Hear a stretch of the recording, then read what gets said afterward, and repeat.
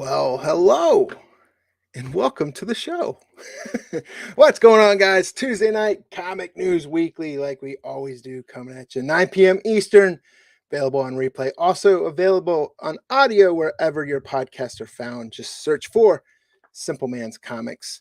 But we have a great show lined up for you tonight. We have some great topics. We are running Capital Punishment Crew style. There's just the three of us. We got Gary Clark, Art Monk, Ricky Sanders. Not really, but it is the three of us. We're rolling solo. I said solo. There's three of you, the lone wolves. Not exactly lone. But first up, we got Mr. Brian Mcclay. What's going on, buddy? What's up, brother? Ricky Sanders. Every time I hear Ricky Sanders, I think of the 1988 Topps football Ricky Sanders rookie, the one that was supposed to be. Yeah, I was sitting there rambling during that whole intro. I'm surprised I didn't call him like Bernie Sanders or something. And how my day's been.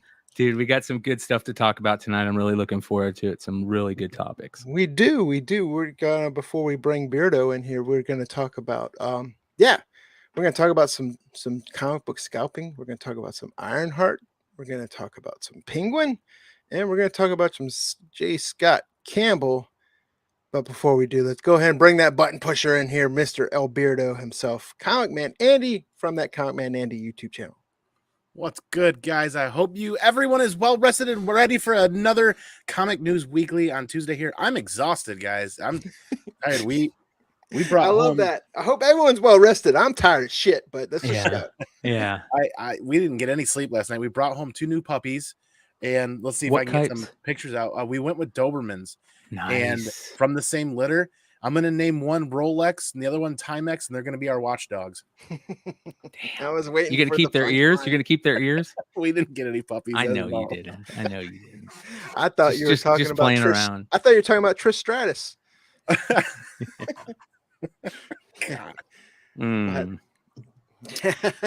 Yeah, Ryan. Tomerlin hit us up last minute. Dan, I hope Dan is okay. Shout out to Dan. You know, he is now no longer Dank Comics. He is now the Dank Show, right, on YouTube.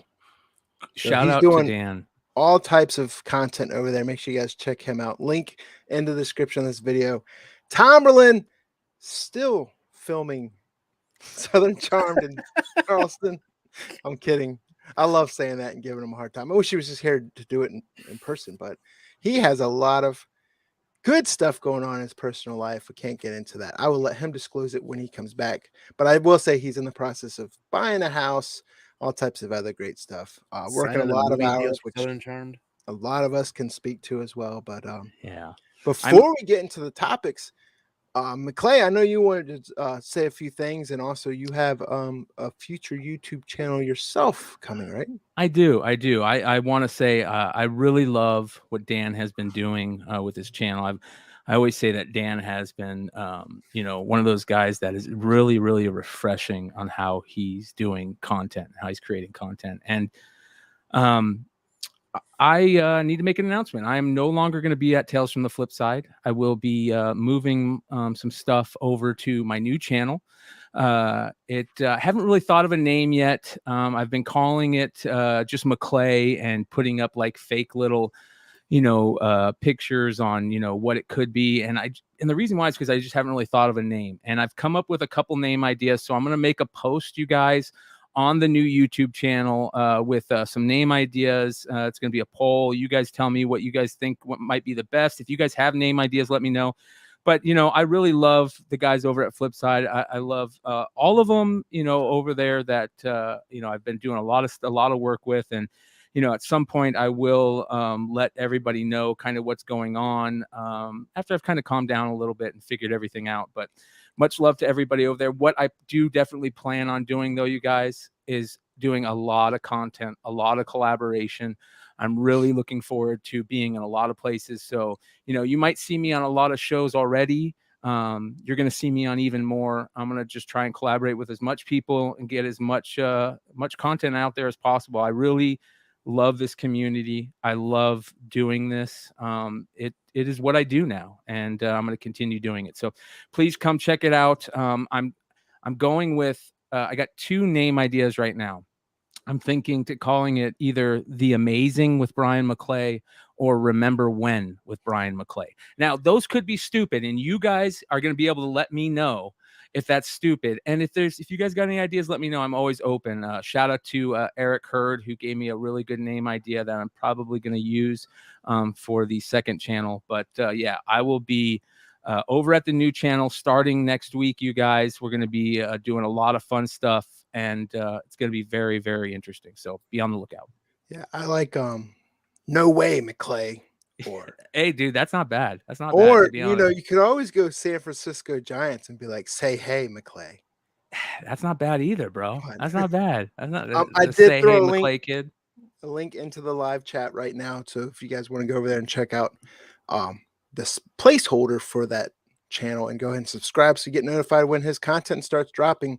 Make sure you guys do that. I will try to remember. I'm old, but I'll try to remember also update the description of this video with the link as well.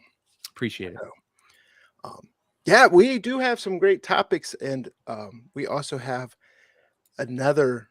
I will tell you before we get into it. Also, when we get into one more thing at the end of this show, you're going to want to stay tuned for that, because Comic Man Andy has a video on his channel right now. He did a live stream last night. That was a great topic, had a lot of great discussion. We were going to save that for his one more thing. So make sure you stay tuned to that. And right now we are talking first topic of the night. Everyone dislikes comic book scalpers. Everyone dislikes scalpers in generals.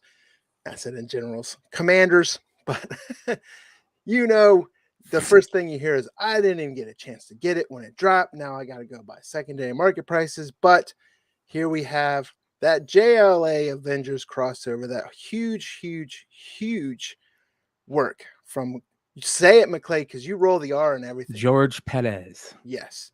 So that is getting re-released. It's going to be limited to 7,000 copies, I think, with MSRP for $29.99. But there's a lot of news going around there right now that scalpers are already listing up there for really, really high prices. I want to have a great conversation here with you guys and people in the chat and even in the comments on the replay, because scalper, I don't like that name when it goes into particular. Now, if you think a scalper in the true sense of the word, yes. But if you look at this article and we even look at other places, there are retailers that are selling this for higher amount of money. But I think there's also a good reason behind that, because George, say it. Perez. If you don't know, he's been diagnosed with what? Terminal pancreatic cancer. Yep. Right. And he's also like, hey, I can do chemo. I can do radiation. I'm not going to do that because it's not worth, the red tape. It's not worth the doctor visits. I'm just going to live my life and let it do its thing.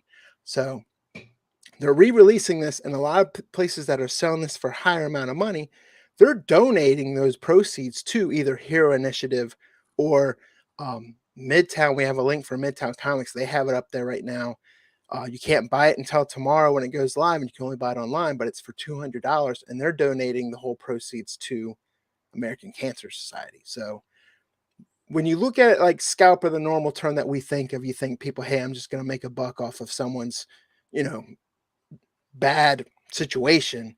That is bad to me. But if you're taking it and you're raising money to help benefit the situation or benefit further victims of it, because we've all known someone, especially if you're getting to my age where I'm at now, or cancer it doesn't know an age, right? It's victims all over the place. So likely someone's known someone that's been a victim of cancer. So I think that's a good cause for it. I do understand that it's a great collectible. It hasn't been reprinted since like 2008, I think. Yep. And only 7,000 copies. This is being created by the Hero Initiative. It's going to have some extra pages, I believe, in it as well. But what do you guys think about this?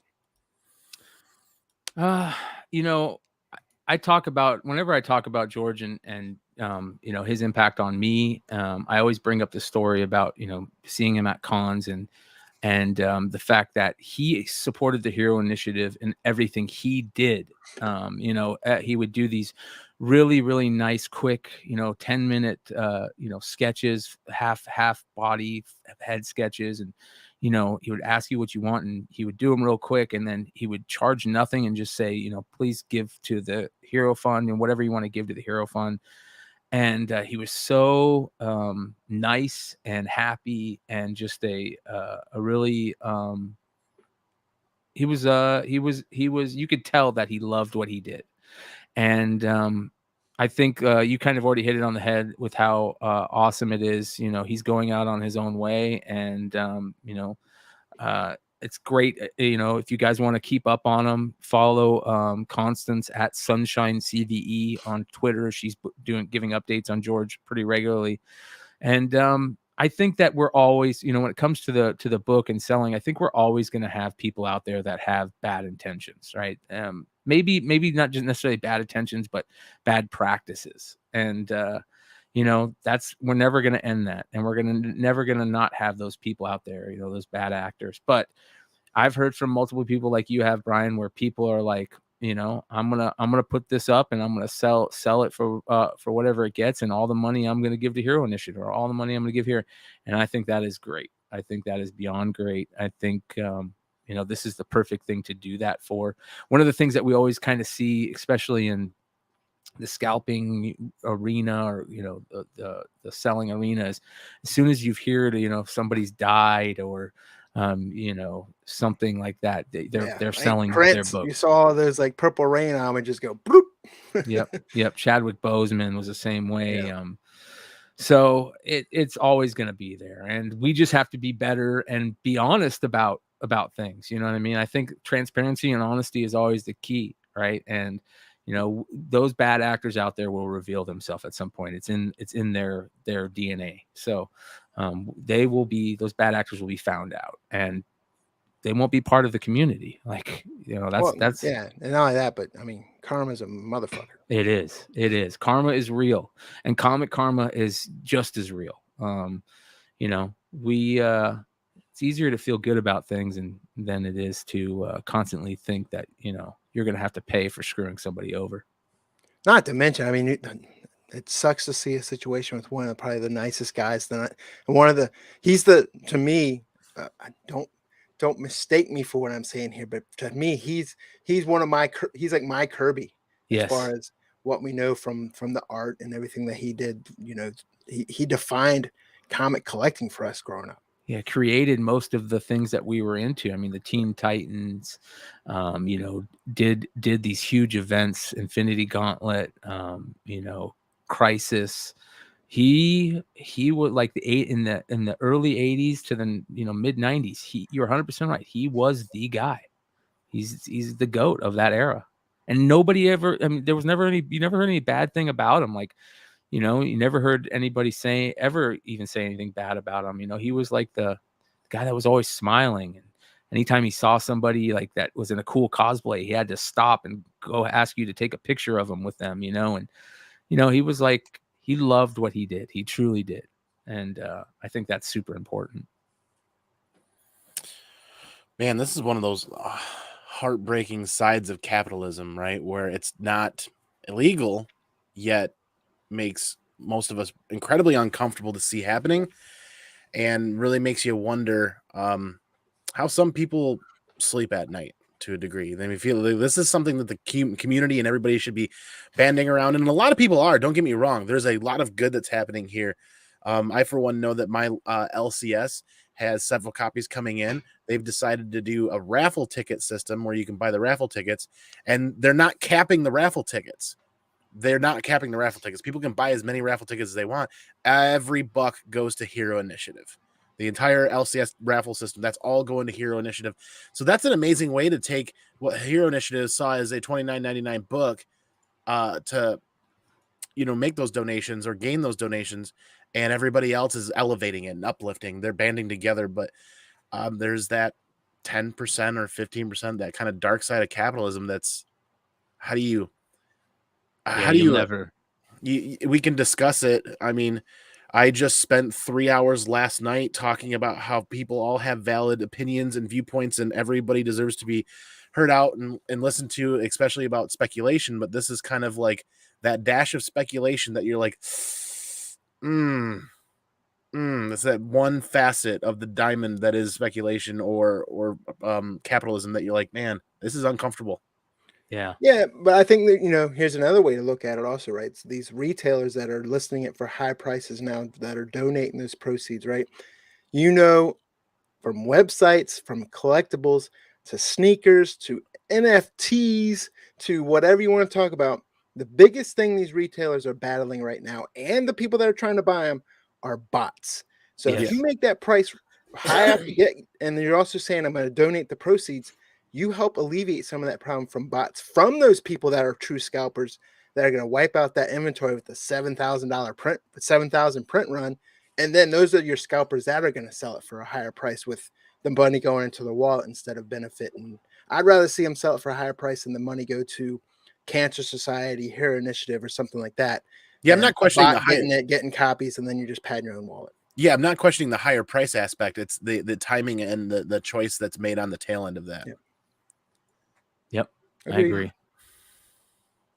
So, yeah, and heart goes out to George Perez and his family for sure.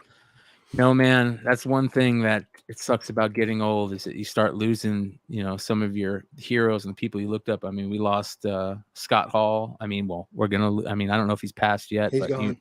He gone? Passed. I mean to say it that way. That was my one more thing, man. But, I'm sorry, dude. No, you're good. Well, I won't say he's a St. Mary's, Maryland native where I live. Well, he is because he was born here, but yeah. And it's just crazy. I mean, and we're getting to that age where, I mean, I'm 44. It's not like I'm 90, but at the same time, people, you see a lot of loss serving in the military for one, but just the people from health issues is always hard to deal with. Yep. And me, I mean, I wake up or I get some weird pain, and it could be indigestion. I think I got cancer nowadays. It's like, Yep. None of us gets out alive.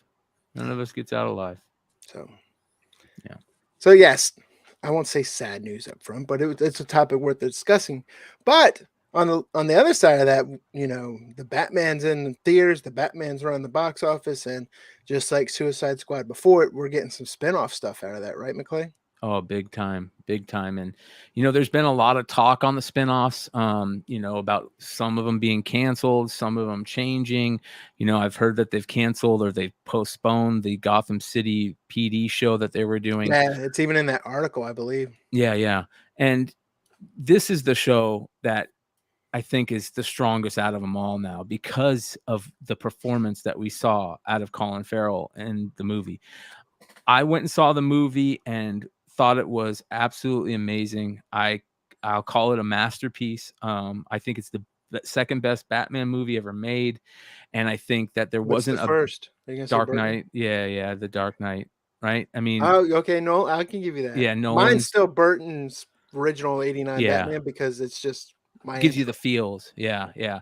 I think Heath Ledger's performance in Dark Knight just makes that. And what Christopher Nolan did with that universe just makes it too hard to beat. And I think this is probably the closest that we've gotten back to that universe. But there were so many things that he made better on it. And I think that if none of us knew that Colin Farrell was the Penguin, we would never find out. Like if they just let it play out and say, oh, this is some, gave him some fake name, we would never know. That's how good Colin Farrell was. Yeah, he had a bunch of, plastic prosthetics and but still we should be able to look into his eyes and be like, oh, I see Colin Farrell in there. I don't see Colin Farrell in there. And I tried. I was like, perfect, like I know that's Colin Farrell. What's going on? Why can't I it's like that uncanny valley thing, and the fact that they're like, we know we have something here, we're gonna make a series out of it is great. So basically, it says here that Matt Reeves talked to Deadline at the Hero Nation podcast, and basically said Penguin picks up where the movie left off in regards to him. He said the original Batman spinoff series he conceived centering around a corrupt cop and events preceding to the movie is no longer moving forward at HBO Max. The Penguin, which is the working title of the show, is executive produced by Reeves, Dylan Clark, Colin Farrell, and Loren LaFranc, who serves as series showrunner. So it's going to be very interesting to see where they go. They basically are just saying it's going to follow, Colin around, or the Penguin around as where he left off, and kind of get into that character a little bit more, which I think is great. I think this is a great version of the Penguin. it's a little bit closer to what, you know, could really happen. You know what I mean? A mob guy has got the nickname of the Penguin and this and that. He isn't a real fucking, you know, excuse my language. He isn't a real penguin looking dude, or, you know, Danny DeVito was a little out there, you know. He just needed some rum ham. Yeah. Oh, God. Danny DeVito needs some rum ham. So I'm really looking forward to it. I'm looking forward to anything that Matt Reeves does with the Batman stuff. So it'll be very interesting. Yeah, you would definitely never get that Colin Farrell version of Penguin from the Tim Burton movie. No. Which I'm cool with. I like Tim Burton. Yeah. I'm cool with you kind of got to put yourself out of the realm and just enjoy it. I'm cool with that. Like, I love that must Batman have been before he met Johnny Depp, because it seems like Johnny Depp is in every Burton movie after. Yeah. And his wife, or probably ex-wife now, right? Helena Bonham Carter. Yep. Damn right. She was in everything too. So I was I was so happy to see this turn out so well. I mean, they've 301 million global so far, which is great. It's nice to be talking good about a DC project and having a future for a DC project. I'm hoping we're going to start seeing more and more Batman books sell, and, you know, Zdarsky taking over at Batman. It could be like a new era of DC, and I want that to happen. Yeah, I haven't seen it yet. So it sounds like, I know you said you like the movie. Overall, Pattinson's a good Batman, you say? Oh, he's great, man. He's great as Batman. The only gripe I have about Pattinson is his Bruce Wayne a little bit, but there's not much there to gripe about. Like, it was a stellar and that's why movie. I like Affleck. I thought Affleck made a great Bruce Wayne. Yeah. I thought Christian Bale made a great Bruce Wayne. I really like Christian Bale's like suave, kind of like a dick, you know. American Psycho. Yeah. Exactly. Yep. It's like Bruce Wayne with the chainsaw and shit. Yeah. I for one have not seen the movie yet. In fact, I think I'm gonna take a little break and escape on Saturday to go see this. It sounds like it's 3+ hours, so I probably won't bring my son. Is what's the rating on this again? It's PG-13. They asked Matt Reeves you can do basically whatever, but please just try and keep it PG-13. That's all we ask, which is really cool. And it's just it's really against what Warner Brothers normally does too. Yes, yeah. And so I might not want to bring my 5-year-old then. No, it clocks in just at 3 hours. I think just 3 hours and 1 minute. I think total with everything. So it doesn't feel like it. I'm gonna make an effort to remember to go see this Saturday, and I incredibly excited when I saw this hit the docket for tonight because of the fact that I like Penguin. I Batman, much like Spider-Man for me, I'm more interested in the tertiary characters in the universe. So getting to see the Penguin and getting to see this come to HBO Max is exciting for multiple reasons, though. If the Batman movie was this good and the Penguin was so good and the show is going to be amazing, you know what that's going to do for the viewership for the other shows hitting HBO Max? Oh, yeah. Teen Titans. And how much more they're going to be willing to invest in properties or potentially invest in properties. That's pretty exciting.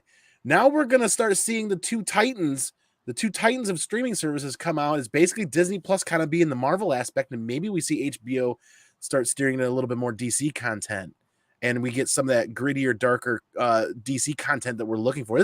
I'm pipe holing right down way, like I'm making crap up out of thin air, but the potential for this could be really legit. Yeah. Definitely. Legit. But yeah, it's kind of exciting to see HBO get a little bit more into the spotlight with, like you said, it's great to have some exciting, good things to say about a DC property, and then to be able to do it coming up with HBO Max as well. You guys know me. I'm in love with Last of Us, and this could be dropping potentially right after Last of Us is done. Yeah, because that's what 2023 now, right? Last of Us. Yeah, that hype train could keep rolling right in, and it's just going to be more Peacemaker. Yeah, oh my God, yeah, Peacemaker's been phenomenal. Yeah, totally. And it's nice to see people go to see DC movies and come back with positive reviews. I mean, I like Shazam. Wonder Woman 88 sucked. The first Wonder Woman was pretty decent. They've always staked their claim in animation, and it's nice to see their live action pick up. from the movies. Like I think a lot of their shows, Titans is great, Swamp Thing was great, Doom Patrol was good. I mean, so they're CW. We've talked about CW, but you brought up a point also where I keep saying people keep hating. I won't say hating. DC Comics aren't getting a lot of attention. Sooner or later, there's going to be a pendulum shift back over to DC, and I think a lot of the books that are coming out right now, especially whether it's artists or characters or whatever stuff you can get cheap now, people are going to start going back and picking up, and you're going to get. I say that I don't want to say false elevation of prices, but it's not so much a sustainable, just a high demand at that time. I'm going to go out on a limb here and probably make a bunch of people angry, but when they're doing this live action, especially with Batman, I would love to see Future State. Yes, I'm cool with that. I'm cool with that.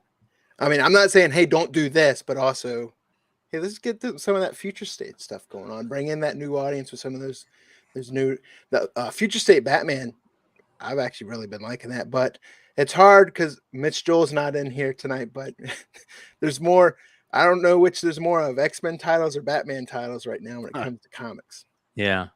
One thing that was kind of funny to hit on what you're talking about, I was talking with my best friend Keith that I do the podcast with, and because we went and saw it together, and then we did a show, talking about it. And one of the things that he said, he goes, this is the first time I've ever been in a movie where I just start like a movie like this, like a hero movie, where I thought to myself, like, why is a dude walking around in a bat suit and they're just cool about it? And I'm like, yeah. I go, and he goes, I think I can only like a Batman movie now is if it's like Batman Beyond and like in the future, you know what I mean? Because anytime I see people walk around in costumes now, I'm just like, why aren't somebody saying like, what the hell is this dude doing? Yeah. I'm like, yeah, man, you got to be able to take yourself out of that in order to enjoy movies nowadays. Yeah, you guys, know what I mean? Yeah. Reality. Yeah, there is rumor. I mean, it's been rumor for a while that the Flash movie might introduce Terry McGinnis, right? I think that'd be great. Cantankerous is in the chat, talking about Breck said his comic book store says no flippers, and Cantankerous like we prefer to be called short-term speculators. And I saw Big Herm Collectibles in the chat also, and yeah. Is that a Friday reference? I'm hoping that's a Friday. I'm hoping that's a Friday. Big perm.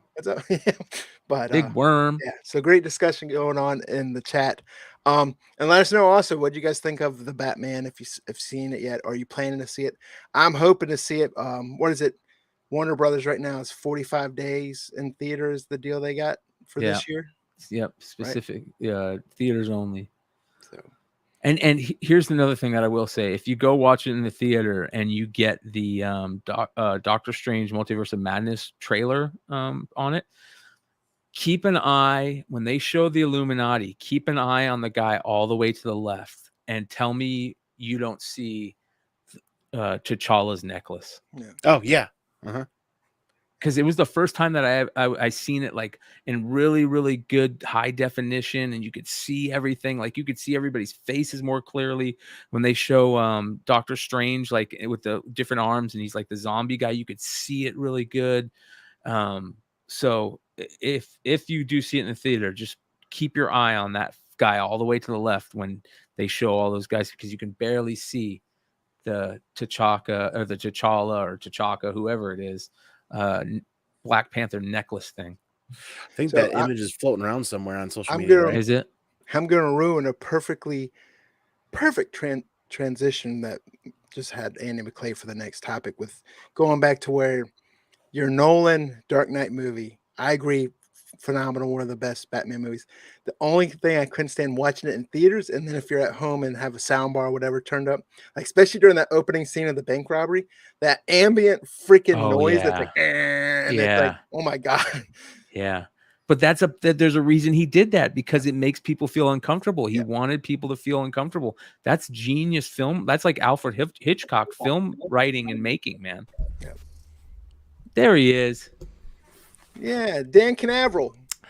Hey, what's up, everybody? Did you forget the clocks changed? Yeah, my laptop didn't automatically.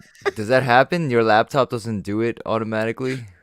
No, but I was expecting it to happen to Mcclay since he's in Arizona and his clock. Oh my gosh. Speaking of which, Senate, not to get into politics here, but the Senate just signed a bill today that's got to go to the House for no changes daylight savings time. Get rid of that shit. Yes, not please. needed.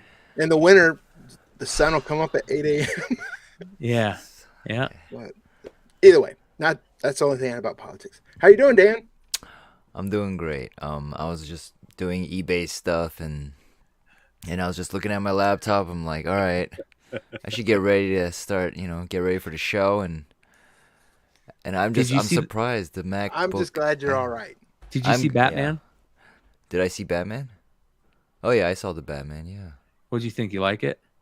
Yeah, I did a whole review about it, but I liked it. I liked it a lot. I thought any flaws could be fixed for the next film. Is it a video? Where can people see your video? Yeah, I did a video, like a spoiler discussion. I'll go check it out for sure after this. I'd love to hear our viewers your know opinion. Yeah, on the Dank Show, right? The Dank Show. The Dank Show. Yeah. Are we in spoilers time? Are we allowed to? We're talk not doing spoilers? spoilers yet. It's only. Wood hasn't seen it. Okay. Yeah, I did 2 weeks prior to spoilers. Has it been 2 weeks? Time goes by so quick. Almost. One more week. 2 weeks. Yeah. Sorry, guys. Man, I'm so late. Yeah. Is your review spoiler free? No, not exactly. No. The Batman spoiler review, almost perfect. Here you go. I'll drop the link. At least you said it. You said it right there. It's earmuffs. It's good though. It's worth watching, and I think the sequels will set up something big. Did you guys talk about the Penguin series just now? Yep, that's what the topic we were kind of wrapping up. So now I no longer messed up that perfect transition that was laid out. We're going back to revisit. No, yeah. What were your thoughts about the Penguin? The Penguin was the most interesting character I think the most developed character in the film, where like you just wanted to know what is this dude's story, and you kind of like him a lot actually as a gang, even though he might be involved with like really bad stuff. He's so charismatic, he's so likable, and he's got like a code of honor that you almost respect him, so I can't wait to see a series with him trying to get all the power in Gotham. And also this film hasn't come out in China yet, so yeah, they 301 million worldwide and not coming out of China. That's not yet. It's coming though. I think China is releasing it on the 18th, so hopefully I think it's gonna hit $1 billion if the China release does well, because they're not playing the Marvel stuff. Where do you rank it as Batman movies? Maybe like around number 3 or 4. Really? Wow. 4, 5, 4 or 5, 3, 4, 5 kind of. I like Returns a lot, so I like put Returns up there. You like Rumham Penguin? Yeah, I mean that movie is just so. It's weird. It just wants to Christopher be. Walken and. Yeah, it was awesome. That movie was awesome. It's filled with like sexuality, and it's a little dark and brutal, but tongue in cheek. Yeah. And this new film, it's dark and brutal, but it's not tongue in cheek really at all. So it's great. Yeah. So there's also Arkham Asylum spinoff in the works, supposedly, right? Yep. Possibly, that was announced. I mean, there's like what three. There's Gotham Knights, Arkham Asylum, and Penguin that we know about, right? As far as I know, the Gotham Police one is actually kiboshed. Yeah. But they're gonna do Gotham Knights on CW, which is cheesy to me. Like, why do that? Yeah. Ooh. Yeah, they've just casted a few more characters on that too. Yeah. But Mcclay mentioned that, if you go about the Multiverse of Madness and how he was talking about, it looks like T'Challa's necklace is showing. Speaking of Black Panther, Andy, bam! I just transitioned it for you. There it is. Hey. Ironheart star Dominique Thorne wraps filming on Black Panther Wakanda Forever. Wakanda. Whoops. Wakanda Forever. Ironheart star Dominique has wrapped filming. Yes. I'm Ron Burgundy. Who will debut? Golly, debut Riri Williams Ironheart, and the movie took her took to her Instagram story over the weekend to share that she had officially wrapped on the film writing, and that is a picture wrap on Riri Williams. God is so good. See y'all in November. It was confirmed last August that Thorne would make her debut as Riri Williams in the Black Panther sequel ahead of the arrival of her own Disney Plus series called Ironheart. This is exciting. I like the energy and I like where this is going. This feels exciting to me. I'm looking forward to this. Yeah, I mean, the first Black Panther movie is my third favorite MCU movie of all. My two top favorite are Guardians 1 and Guardians 2. And then Black Panther, and then I would say Infinity War. Because Infinity War to me is this generation's Empire Strikes Back. I mean, it was just phenomenal. But with that being said, the sad loss of Chadwick Boseman, Marvel saying we're not going to recast the role. I'm excited to see Shuri. Has it been confirmed Killmonger's coming back? I keep seeing news about Killmonger, Michael B. Jordan, but Killmonger. See that? I wouldn't be surprised if they played off something where Killmonger was the hologram, conscious Jiminy Cricket. I'm just kidding. Killmonger is the Illuminati's version of Black Panther. Yeah. There we go.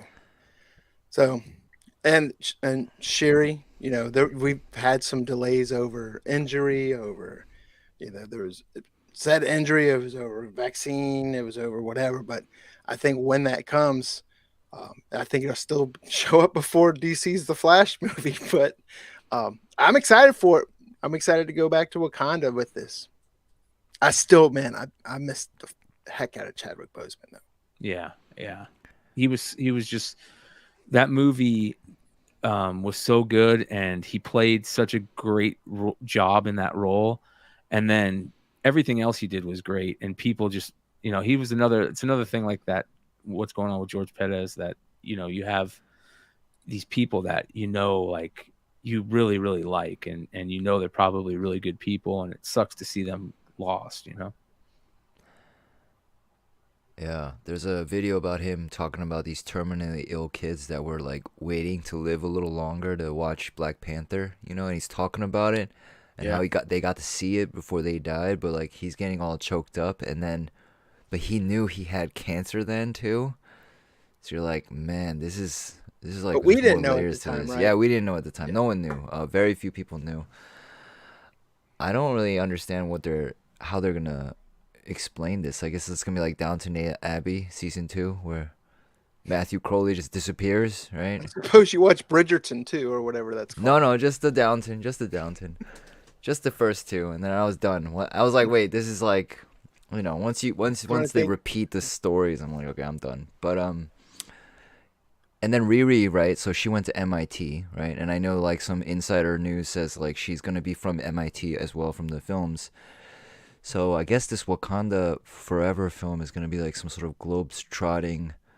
Are they like poaching her from MIT to work in Wakanda since they're opening up? I think that they're gonna have Shuri and her be together, right? Because Shuri's probably gonna be, maybe in MIT also. You know what I mean? Oh. See, when the first Black Panther movie came out, MCU kind of twists characters around. My speculation was Shuri was going to be Ironheart, especially like she was going to end up meeting up with Tony Stark, and her doing all her Wakanda science and everything. I thought that they were going to twist the Shuri character to kind of envelop Ironheart, but that's the thing about speculation, man. Sometimes you just flat ass wrong. Yeah. Yep. Amen.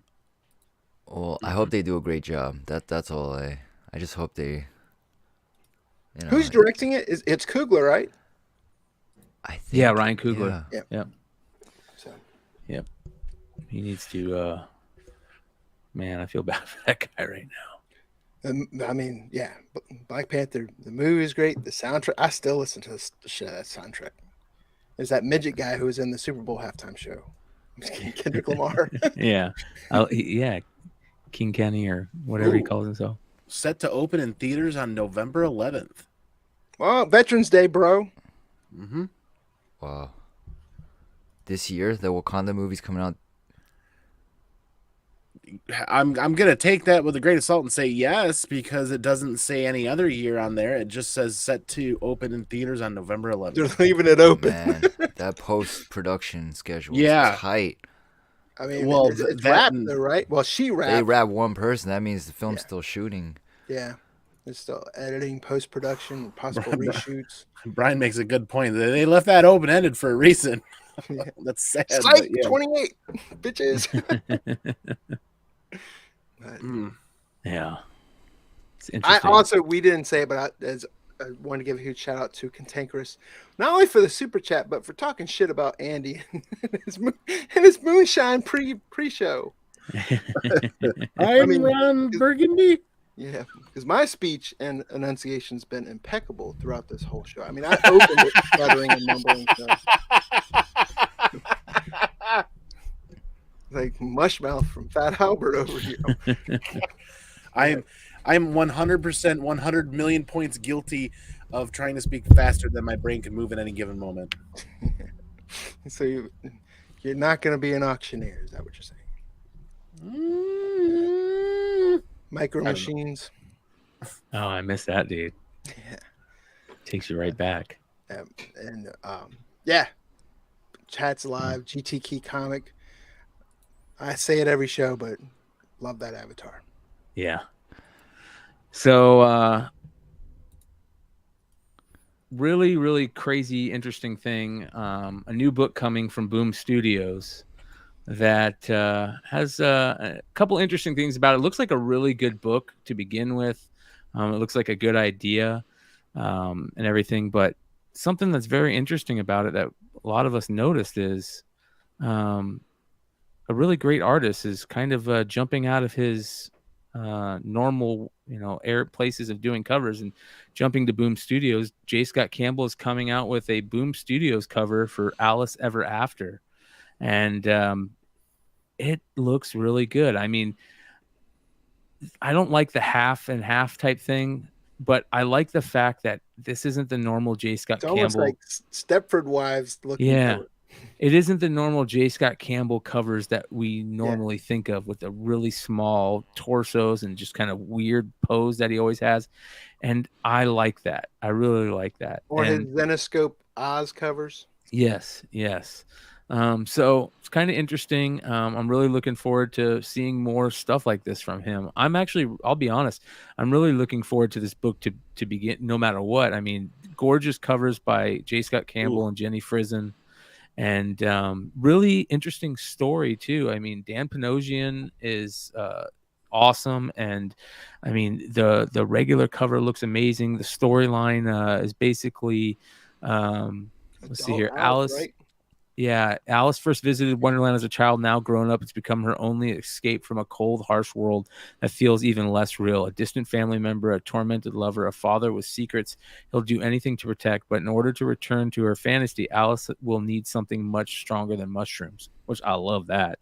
So this is very interesting because I don't know, and I'm going to open it up for people that might not know about it, but a couple years back, there was a really good book called The Looking Glass Wars. Started out being called Alice in Wonderland Chronicles, and it's by a writer named Frank Bador. And basically, it's the same exact storyline. Alice basically is living in her normal world, and she kind of forgot that she's Alice. She's here in our Earth, and she needs to come back and take her rightful place on the throne. So they're trying to make her remember and come back to Wonderland and stuff. And it's really, really good. They actually put out a comic back in the days that went along with this called Hatter M. And it was Ben Templesmith did all the art. Yeah, beautiful. Any author that's great for that freaking universe, it's Templesmith. Yes, and this was the cover to it. I read Looking Glass Wars first, and just fell in love with it. And I saw Frank Bador. This is when this was just the first book out. I saw Frank was going to be at a Comic-Con, so I went and saw him at a Comic-Con. And he told me, like, Ben Templesmith is going to be doing Hatter M. And the art for it is absolutely amazing. The storyline is great. it's one of those books that like is so good you just read it super quickly. You know what I mean? Just beautiful ideas and like, you know, little plays on Alice in Wonderland and, you know, Through the Looking Glass and all that stuff. It's just amazing stuff. And I know we all loved what was that game back in the day? I know what you're talking about too. Yeah, the Alice in Wonderland game that was so dark and they made the toys for. So I think this is great. I'm really looking forward to it. And, you know, the story, the premise and the art look amazing. So I'm all in on this. I'm all in on almost every cover I think that I've seen. All 3 covers have been great so far. Yeah, I think the covers are great. The topic was J. Scott Campbell, but that Jenny Frison, no doubt, great cover on that. I think some people might be shy away from this series because it's a 5-issue mini. You never know the way comics get released nowadays. If you like the story, there might be follow-on stories the way comics. I mean, you're seeing it with Kanto, right? I mean, 6-issue arcs, they come out in arcs. I'm not saying this is going to be that way. I'm excited for it, and I'm excited. We got Dan Panosian writing, right? He doesn't write many books. He's usually an artist, right? Yeah. So it says here, where does it say here? It says the premiere issue of the new 5-issue original series from superstar artist and writer Dan Panosian. So, but he's working with artists. I don't know how to say it, Giorgio Spalletta, who did Red Sonja, Black, White, and Red, and colorist Fabiana Mascolo, and letterer Jeff Eckelberry. So looks very interesting. And I'm wondering, I put a link in the private chat. So a couple years ago, well, it might have been a year or 2 ago, J. Scott Campbell's been doing, I'm a fan of Disney, I'm a fan of Sideshow, but J. Scott Campbell's done a lot of Disney statues for Sideshow. One of those statues was a J. Scott Campbell Alice in Wonderland statue. Really? And I'm wondering if there's a connection there where, you know, they saw that, you know, just wondering how, hey, we got this for you, you did this. And Zenoscope, I don't know if Scott Campbell did any covers for it, but, you know, Zenoscope has their Alice in Wonderland story also. But, yeah. Well, this cover right here is Dan Panosian. He did this cover, which is gorgeous. Have you seen they call out Canary for him in the works, right? For the press release.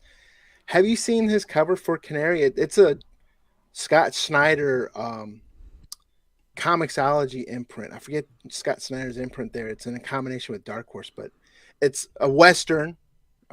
Is it the Western? I'm thinking something different. Yeah, no, it looks like a Western. Yeah. So, yeah, it's my stream of consciousness going on here. But yeah, this is it right here. Here you go. Yeah. Ooh. Yeah. So, his art is awesome.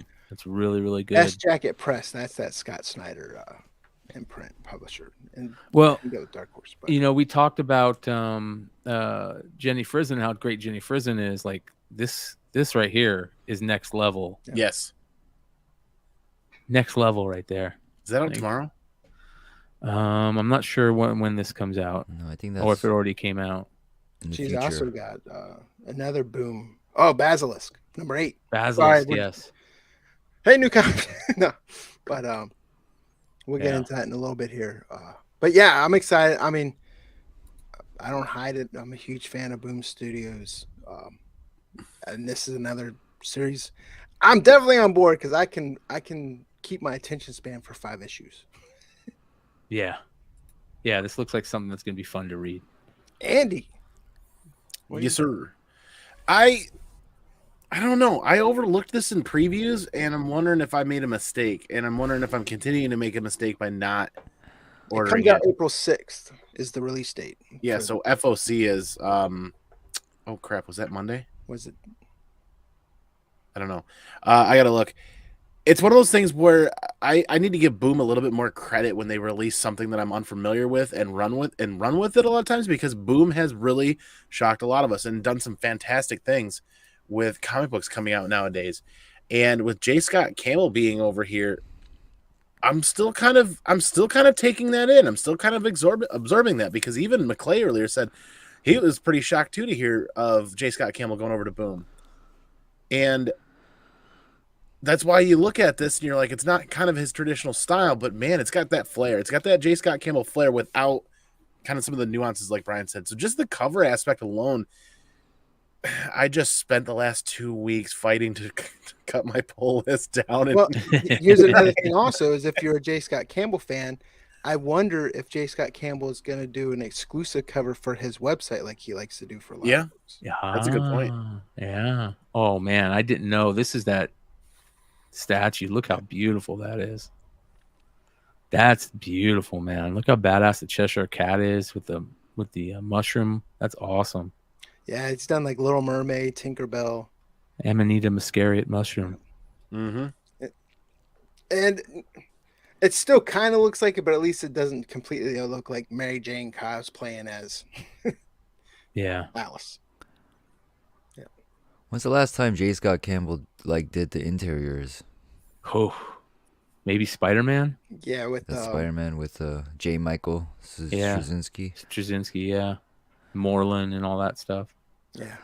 I'm always a little iffy on these public domain things, to be honest, because Alice in Wonderland is public domain. A lot of properties that come out that are public domain. The reason they're not necessarily the best spec is because the studio can kind of do something a little different, and you can't claim anything because it's sort of everyone's playing off of the public domain. You guys remember Lost Girls with Alan Moore, but and he does the thing with League of Extraordinary Gentlemen where he puts it all together. Like, you usually have to do something so unique that it will stand out as a spec or something studios might want to buy. Like I think Nottingham kind of goes there because it's such a twist on the thing. Whereas like you were saying, Mcclay, you this reminded you of another story already, right? Yeah. So yep. Is this gonna be another one of those public domain riffs that are forgotten, or is it like, I guess the story's got to be really good. And I don't know if this has this artist written anything before. That's a great question. I was looking at it earlier. There's Unkindness of Ravens. Oh, he wrote. He hasn't written I couldn't find a lot of work that he's written, but there's I looked at a couple other things as well, but which I'm not answering your question. I'll just shut up. Well, it's a hard sell for me because with public domain, it's either got to be so original, it's unbelievable, and you just know why. Oh yeah, that's why I want it, but I don't know why I want this necessarily. It just sounds like another Hook. It sounds like Hook. Yeah, right? This is the plot of Hook, right? Yeah. Yeah, so it looks like he wrote an Unkindness to from acclaimed cartoonist Dan Panosian and rising star artist. So yeah, he wrote an Unkindness to Ravens. But yeah, I wanna hear the reviews before I buy this. I'm not gonna jump in yet. Cause yeah, that's my I'm always sketched out by public domain. That's a perfect comment from Steve Messenger there, by the way. Yeah. I mean, it's those people that used to separate themselves there anytime a cover came out. You don't get that as much anymore because it's just, I think it was just such a saturation between Adam Hughes and Art Germ, and then you had the Art Germ, just like J. Scott Campbell, John Royal, Darwin Cook, Paul Green, who's one of my favorite, all that same kind of class of people. You have that now with Art Germ, Derek Chu, was it Eckiger or Edgecure? And then you have Adam Hughes. You have that with the Souza Micah. Yeah. She's like, step your game up, bro. Yeah, exactly. That's what she's like, and she is going to. I hope not. I hope that she doesn't get watered down like Peach, because I think that she is probably up there. I love some of Peach's work. Don't get me wrong. I don't dislike all of Peach's work, but I think Peach's work got so watered down because she was working so much, and I think that happens a lot with artists, especially now with exclusives. That's a Pete Momoko because her husband is doing them now. She's so busy. Yeah. So I hope that doesn't happen with Souza Micah. But I mean, Frizen's another one, but her covers are still like. Yeah. If you're a Frizen fan, I mean, I can. Carla Cohen's another one. I think Carla Cohen's going to be, next level.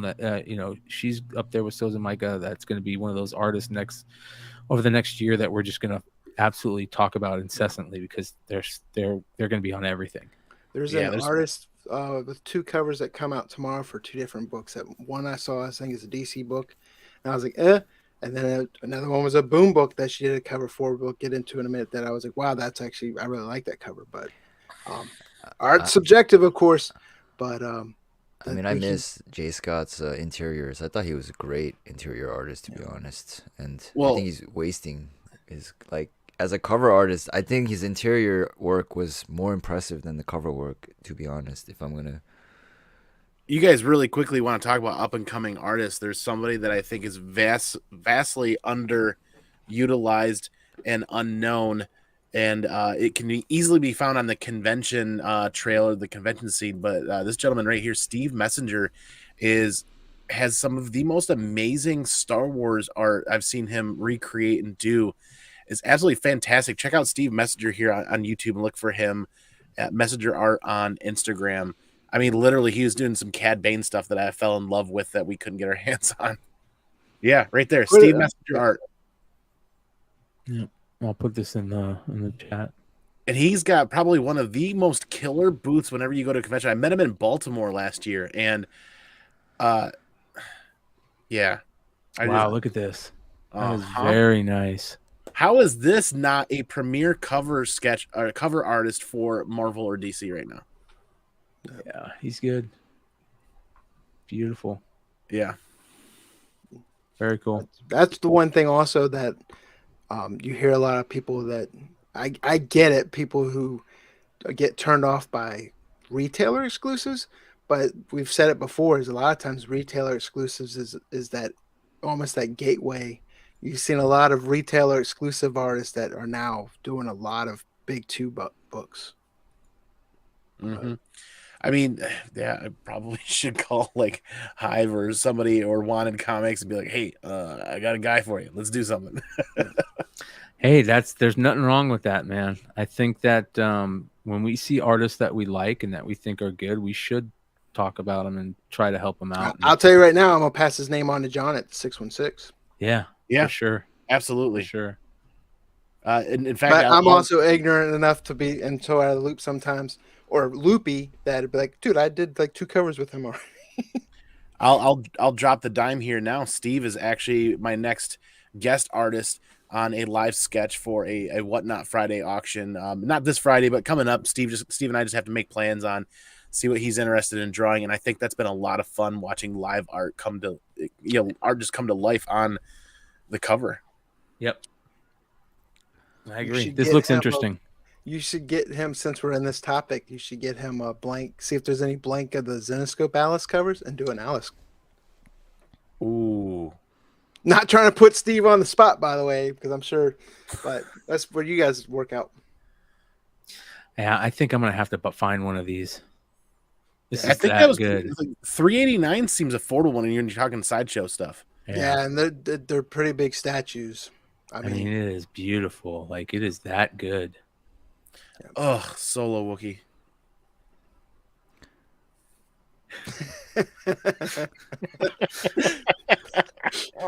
I love fucking Solo Wookiee. Dad jokes. You and your guys' dad jokes. These are pretty good, man. Yeah. But yeah, so anyways. Yeah. I say anyways. With that being said, there's the classic line. New comic book day tomorrow. Last week seemed a lot. Well, for me, last week was a busier week. It was heavy last week. Still some great books. Oh my god! What are you guys getting tomorrow? Mcclay, we'll start with you. They're really, last week was such a heavy week that this week, I don't really know what I'm looking for this week. I saw the Usagi Yojimbo book is out. I love Usagi Yojimbo. I usually, like to jump in on that stuff. So I might pick up the new cover B Usagi Yojimbo with Stan Sakai and Julie Sakai. It's their variant. I like where this story is going with the new character, and I enjoy that type of stuff. Actually, let me share my screen here real quick. There we go. So I might take a look at this. I kind of decided lately that I am going to start trying to get into books that I enjoy reading a little bit more, rather than books that I'm just specking on for cover plays and stuff. So I'm really looking forward to start, checking out some of the stuff that you guys talk about a little bit more, and people that I'm doing content with that are talking about a little bit more, rather than just trying to play so much in the spec game, in the cover game, and that type of stuff. So, but this also kind of looked interesting to me because my favorite character in the Marvel universe is the Watcher. I kept looking at that. I felt Marvel wasted the opportunity. There's no Scotty Young cover for this one, is there? Exactly. And the only problem with this is I am not a fan of Dan Slott. I tried to be a fan of him when he was writing Spider-Man. Superior Spider-Man was decent. Superior, you're 100% right. I will give you that. Superior was amazing, but then it never and after that it never worked for me. Superior was great because I think it was kind of weird, and I like that. So I'm going to give this, even though I'm not a huge fan of Dan Slott anymore, I'm going to give it a shot because I am a fan of the Watcher, and it might be a little weird, and I like that. I like Silver Surfer, Galactus stuff. I like the Watcher. So we're going to jump on this Fantastic Four Trial of the Watcher. So the Reckoning War. My biggest thing with Dan Slott, and this is just, of course, my opinion, is there was a hubris issue also where he got to where you're writing books for readers to read, and he would just come out and say it I don't give a shit what you want. I'm writing what I want to write. Yeah. Yeah. Well, it's they're not very good anymore, bro. Speaking of Momoko, there is a Momoko variant for this. That isn't nice. Bad. That actually, this isn't bad. I actually kind of like this a little bit. But perfect opportunity for a baby, Scotty. Yes. Oh, big time, dude. Yep. Big time. This was... there is a Dodderman variant that they're saying coming soon. Everybody knows that the Dodderman variants have been pretty crazy. So if it's all the different, Watchers in a Dodderman variant, I'm all over it. So I like the way certain people draw the Watcher and Uatu and stuff like that. I don't dislike this one, but sometimes they draw the Watcher really bad. I really like Jim Chung's way of drawing the Watcher. He was one of my favorites, along with John Byrne when back in the Fantastic Four era. There's a couple guys that really do it well, and I'm interested to see some of the art on this and so the storyline where it goes. I was really, really bummed out when they killed him off in what was it, Original Sin. So bummed out that I bought the cover for Original Sin #0 and love it to this day. But it's good to see something coming back with the character after What If and all that stuff, and Jeffrey Wright doing such a good job. So those are my two books. Did I mention it would be so cool to see a baby variant with Galactus and the Watcher? Yes, you did. But I don't know. It'd be hard to have the Galactus there because remember they have that Galactus one with Silver Surfer where he's using the world as a cereal bowl. So that's a good one. Like a playground fight or something. Yes, something. It's perfect. You're right. Is Jeffrey Wright's Watcher black? I can't tell. I can't tell either because he's always in shadow and yeah. Yeah. I think this. Where is it? Where did it go? Did I miss it? Right here. I think the variant for this, the Noto variant, kind of reminds me of what they were trying to go with a little bit in the What If. But look at Mr. Fantastic. Doesn't he look a little bit like John Krasinski right here? I'm glad I'm not the only one that was thinking that earlier. I just didn't remember how to pronounce his last name, so I kept my mouth shut. Yeah. He reminds me of the lead singer of Sugar Ray. I'm just kidding. Oh, God. And look how good Johnny Storm looks right here. He looks great. Mm-hmm. Well, you're never really going to get a bad cover from Noto or Ray. No, you're right. You're right. He's so good. So, yeah, looking forward to this one. We'll see what happens. Beardo. Wow. Tomorrow is going to be epic.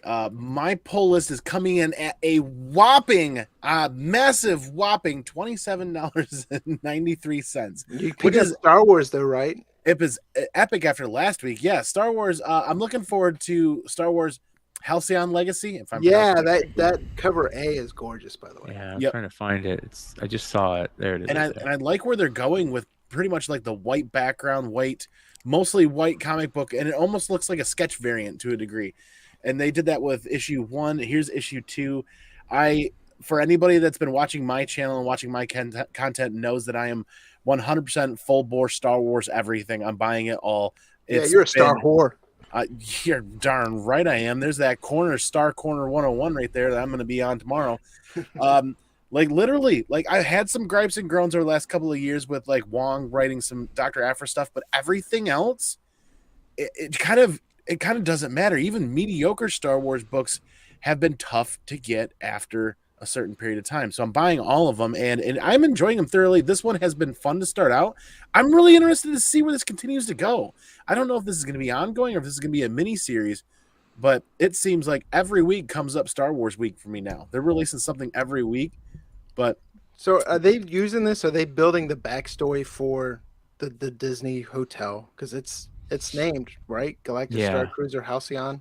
Yeah, $6,000 2-night stay. I think you're right, but it has roots in High Republic too. There's some time hopping a little bit, and it does some. Because this is Ara Singh right here, who is not High Republic era. But it had some flashbacks to like the High Republic era. So there's some there's not tie-ins, but there's some information there, and I just think they're gonna continue to pump out really good Star Wars stories going forward. And this is Sachs and Sliney on this and Rosenberg, and it's really good creative team. Will Sliney's great. Will Sliney is absolutely great. Really good artist. The other cover I'm looking forward to, not just cover but read, is Stillwater comes out with a one-shot tomorrow called The Escape, and Zdarsky's been phenomenal on that. That's been a really fun ride. That one I'm looking forward to as well. Zdarsky's, there you go, right there. Remains one of my favorite writers. Down one and over left. Boom, right there. Thank you, sir. There you go. I was kind of surprised at how good Stillwater has been, and I'm behind by a couple of issues, so I don't know if it ended yet, and this is just a one shot to finalize the story. But it's such an underrated book. Is this Skybound? Yeah, it is. Yes, interesting. And nice. This is like a book they're releasing before the last arc. Okay, so it falls right in there.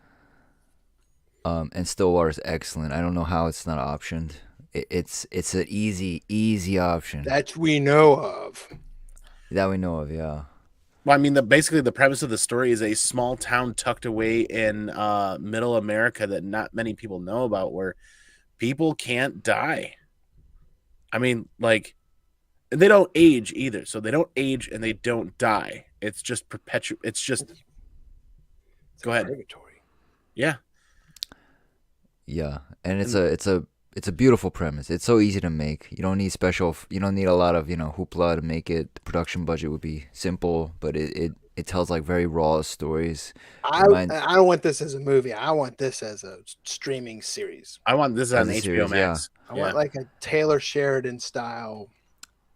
Yeah, six show series, hour piece. I'm leaning more towards those kind of story. Like the Planet of the Apes films, the sequels.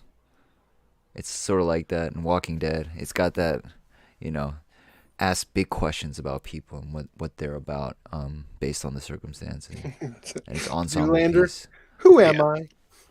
And heavily overlooked series for a long time that didn't start getting a lot of recognition until the second or third arc. And I know, Brian, you actually had an exclusive variant available for issue 1 that I was able to get a copy of. Yeah, we did an exclusive, partnered with 616, a Wando cover that actually sold pretty well. But, yeah, it's still easy to get, issue 1. Yeah. And if you just want to pick it up to read the story, there's always the trades. Yep. So $9.99 Image Skybound, get you hooked. Yep. Is that yeah, look at that Frizen. Well, even the cover A is great, but some more Frizen goodness. Man, she's good. You just stole Dan's pick. I know it was mine as well, but Dan, you're reading Basilisk, right? I am reading Basilisk, so issue 8, I don't think it's the last one, but it seems to be amping up to some sort of conclusion because, well, I don't want to go into spoilers, I guess, but what a great series. I think it's one of the better Cullen Bunn. Since Bone Parish for Boom. I love Bone Parish, by the way. And Phantom on the Scan was like the same series almost. They almost had the same premise, but that was way more horror, and this is more adventure. It's got that something's killing the children vibe too, a little bit. So yeah, I'm looking forward to it a lot. It's a series I'm enjoying. What else do you have? I have my pen ready because a lot of times we have the same pick, so I can just cross them out. Well, I also am gonna get Soul Plumber issue 6 because Soul Plumber is a messed up, wild comic.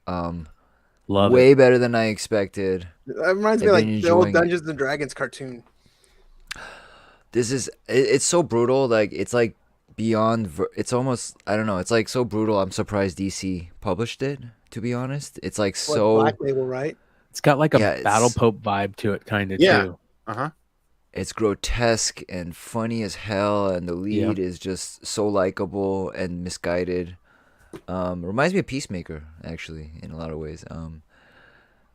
So yeah, I can't wait to read the final issue. I'm excited about that. And I guess Slumber, issue 1.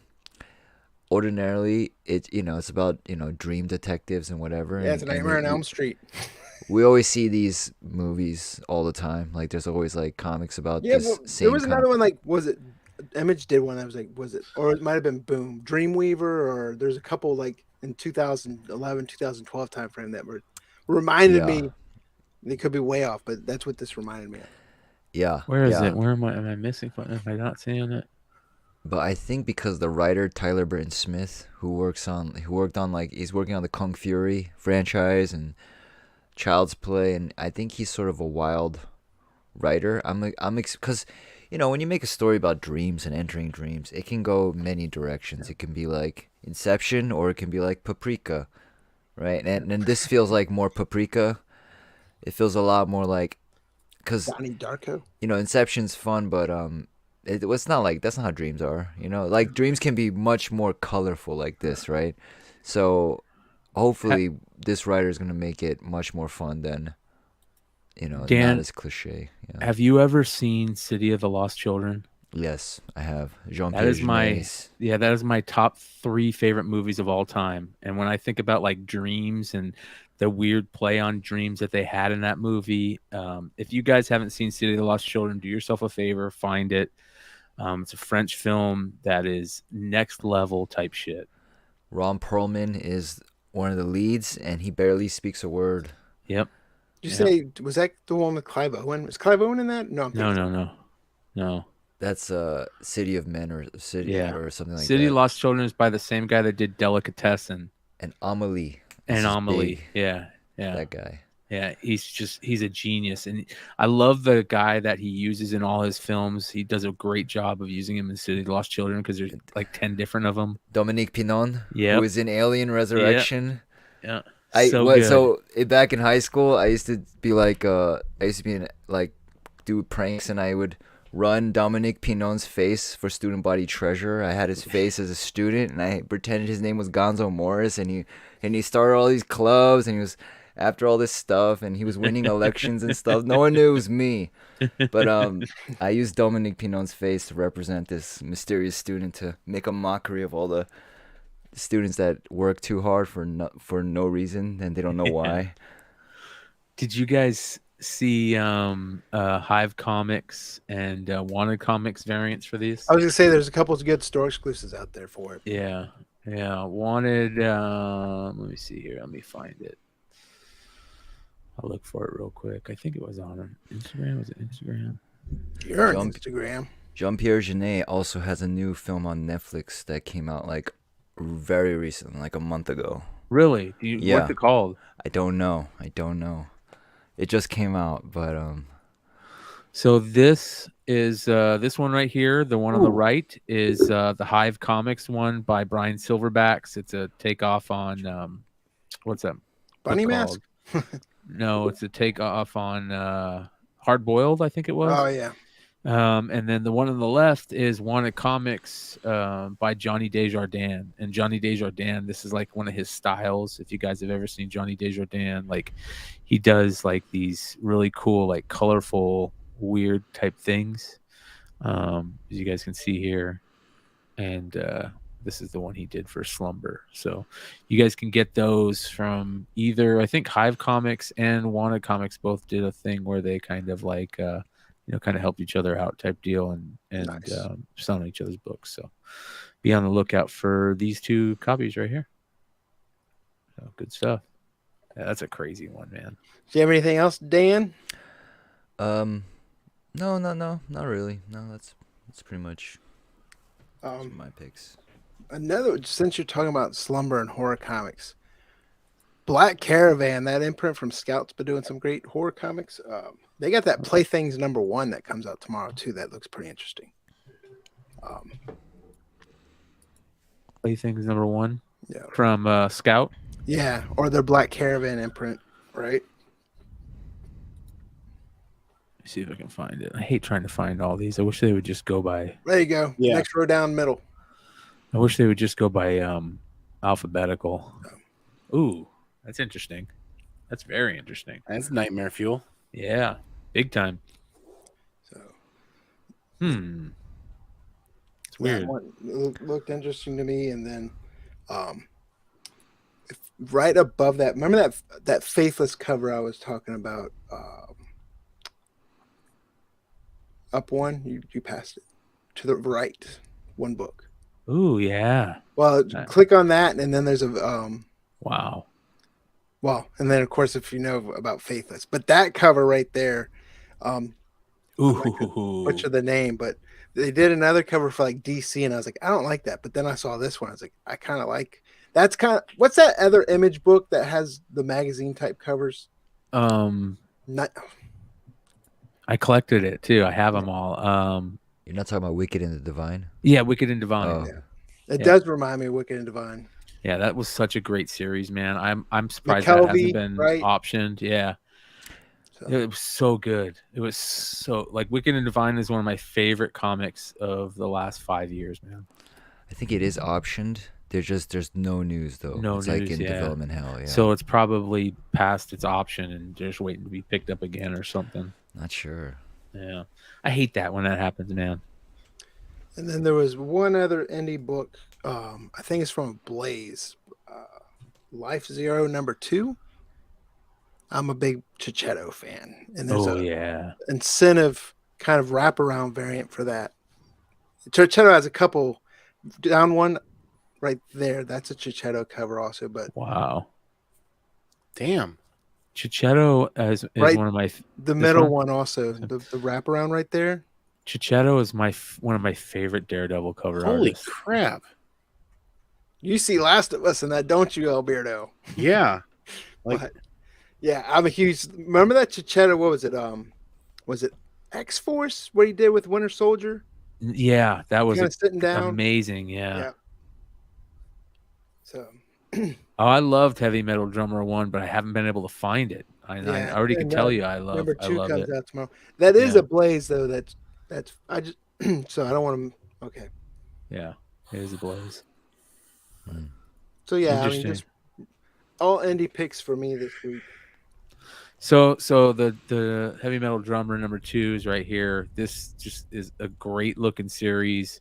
A lot of people had a hard time finding it. Terminator homage right there. Yeah. Except it's a cloud of farts. Yeah, look at the variants on this, man. Express. Ooh. Yeah. It's creepy, man. It's really weird, but I like weird like this. So good cop, bad cop. Heavy Metal Drummer. There you go. Seek, destroy, and return. Warrior, moving at the will of the cosmic mirror. Dave trades his drumsticks in for an axe and is sent to hunt down the parasitic agents. Meanwhile, the possessed elderly women continue to seduce and capture unsuspecting Johns. That is out there, man. That is very specific. Yeah. Love it. Yeah. This is just, it looked great from the beginning. That's like killer clowns from outer space crazy. Yeah. Yeah. Yep. Very cool. So there's our picks for New Comic Book Day. That's just going to leave us with one more thing.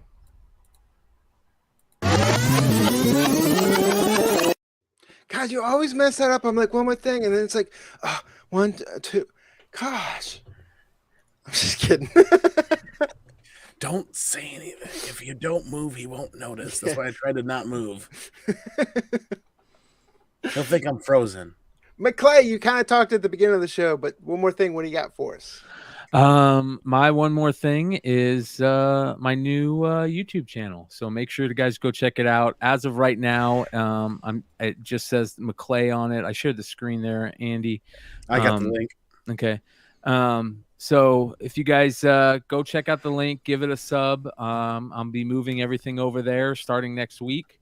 We're gonna have a lot of fun, and I'm gonna start trying to collaborate with just as many people in the community as possible. Always what I really wanted to do. I love this community. I enjoy doing shows with my friends and people that I respect and that respect the community. So we're gonna continue to do that. I'll put up the post after the show about name ideas. Like I said, I have 2 name ideas right now. Remember When with Brian Mcclay or The Amazing with Brian Mcclay. If those sound stupid, let me know. If you have better ideas, let me know. I'm open. So we're going to start doing shows probably this week. We'll probably start dropping in like shows here and there. But I've got some new shows coming out next week and some ideas coming. So lots of fun, lots of collaboration, and lots of content coming down the road. Yeah. Thanks. So, yeah, if you want to see Mcclay, no longer Tales from Flipside, make sure you guys subscribe to this channel. And, of course, you can see him here every Tuesday. And who knows, we might do some other collabs, some home and homes there, Mcclay. Amen. I did enjoy opening that box of Prism Soccer. I just didn't enjoy the results. You're going to have to make up for it, brother. You're going to have to make up for it. The box I ordered from Panini is supposed to come, I think, Thursday or Friday. So there you go, you guys. You're going to be able to see Wood open up another box of Premier League soccer. Last box. And it can't be worse than that last box. Yeah. So a lot of fun over there, you guys. Come hang out. Oh, Beardo. Oh. Speaking of content and channels, over on my channel, on the Comic Man Andy YouTube channel, we did a 3-hour dive into speculation of comic books and how that may be hurting and or affecting the comic collecting hobby as a whole. And we welcomed everybody in the community from all opinions and all thought processes to share how they felt. And we really wanted to take this as an opportunity to open up our minds and think about other people's perspectives and how things work. More importantly, I really wanted the show to be a piece to teach people that comic book speculation isn't just one thing. Buying a comic book and selling it doesn't make you necessarily a speculator. So the idea of comic book speculation is a diamond with many, many, many facets, and many different styles of comic book collecting utilize speculation that not a lot of people realize that they're speculating, whether it be building your comic collection as efficiently as possible and affordably as possible is a form of comic book speculation. You don't have to sell a book to be a speculator. If you wonder what happens in the next issue when you finish reading the current issue, you're speculating. You're not wrong, Brian. And I think that the community over the last several years has gotten really target focused on utilizing the word speculation or comic book speculation, the phrase, to mean one thing. And I want to try to help have more conversations or have more people on to see more different views and perspectives on how, whether good, whether it's bad, or the different definitions of it. Everybody's opinion and thought processes are valued, and the only way that we're going to grow as a community if we continue to have discussions, because unique opinions spark debate. Healthy debate sparks knowledge. Knowledge sparks growth. And if we're ever going to grow and perpetuate the next evolution of comic book collectors, those young boys and girls and teens out there now digging through bins at conventions, if we're ever going to be supporting them, we're going to support them and help them grow, we want to learn from our own mistakes and teach them not to make the same mistakes, and also hopefully help protect them to some degree as well. Now, granted, sometimes people choose to live life the hard way, make their own mistakes, but at the end of the day, it's about creating a conversation, healthy debate and healthy conversation. When we ended up going for 3 hours, the link for that show is in the chat right over there. Please, at least if you don't watch it, go over and share it to other people that might be interested, and hit the thumbs up, share it with some other groups and friends, because that's the kind of content that I want to do more of on the channel, that I'm working towards. Is I learn more from that content than people ever realize, and the good energy that people bring into that fuels me through the week, and hopefully we bring some good energy for everybody else as well. Dan, since the fact that Andy just rambled for 20 minutes, we're gonna have to cancel your one more thing too. I'm just kidding. No, and I don't mean to belittle what you just said. It was all great information. I was just giving you a hard time, Andy, for real. Make sure you guys check out that video on there. That could be you just talking about it could spark a whole nother conversation within here. So it's definitely a healthy, and you brought up a lot of great points within that. But Dan, the Dank Show. Yeah, I guess I'm doing a show on Sundays and then breaking it up into smaller videos.